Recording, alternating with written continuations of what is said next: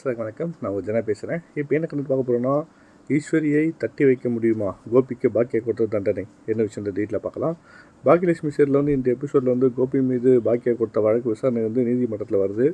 அப்போது தான் வந்து திடீர்னு பாக்கியா கோபி மீது கொடுத்த கேஸை வந்து வாபஸ் வாங்குதா சொல்கிறாங்க. இதனால் வந்து கோவப்பட்ட நீதிபதி வாபஸ் வாங்குதுன்னா எதற்கு கேஸ் போடுறீங்க அப்படின்ற மாதிரி பாக்கியா வந்து சரமாரியாக திட்டாரு. ஆனாலும் வந்து இது எங்களுடைய குடும்பத்தில் பிரச்சனை, நாங்களே பேசி திட்டுக்கிறோம் அப்படின்ற மாதிரி என்னை மன்னிச்சிடுங்கன்ற மாதிரி சொல்லுவோம். குடும்ப பிரச்சனைனா எதுக்கு கோர்ட்டுக்கு வரீங்க அப்படின்ற மாதிரி அகைன் திட்டாரு நீதிபதி.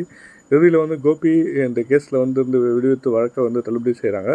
நீதிமன்றம் வந்து இதனால் அந்த கோபி நீதிமன்றத்தை விட்டு வெளியே வர பெரிய தண்டனை கொடுத்து விட்டா அப்படின்ற மாதிரி பாக்கியாகிட்ட வந்து மனம் மருந்தி பேசுகிறாங்க. அதுக்கு பின் வந்து வீட்டில் வந்த கோபி வந்து பாக்கியா கேஸை வாபஸ் வாங்கிய விஷயத்த வந்து சொல்கிறாரு.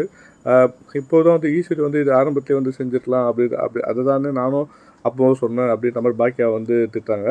ஆனால் வந்து கோபி வந்து இதுவே வேறு யாரும் என்னால் கலித்தன்னை வைப்பாங்க அப்படின்ற மாதிரியும் பாக்கியா மீது எந்த தப்பும் இல்லைன்ற மாதிரி பாக்கியாவுக்கு வந்து ஆதரவாக பேசுகிறார் கோபி. இதை தொடர்ந்து வந்து பாக்கியா சாப்பாடு கொண்டிருக்கும்போது அங்கே ராதிகா போகிறாங்க. அங்கே வந்து சமைக்கிற மாதிரி இருந்த பாக்கியா வந்து அவர் அமர்ந்து சாப்பிட்ற மாதிரி சொல்கிறாங்க. இது இப்போ தான் வந்து கோபி நீங்கள் நல்லது செய்தால் போதும், ஈஸ்வரி அத்தை உங்களை வந்து திட்டுறாங்க, அதுக்கு வந்து நீங்கள் ஏன் பதிலடி கொடுக்கலன்ற மாதிரி ராதிகா வந்து கேட்குறாங்க.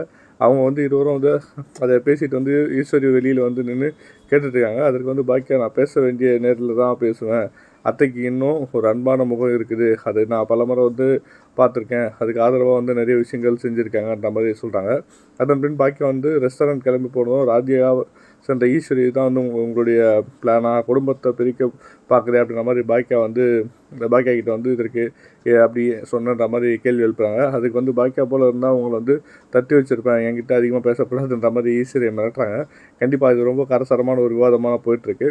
கண்டிப்பாக இது ஒரு நம்மளை எப்படி போர் அடிக்காமல் கொண்டு போகுதுன்றதை வெயிட் பண்ணி பார்ப்போம். தேங்க்யூ.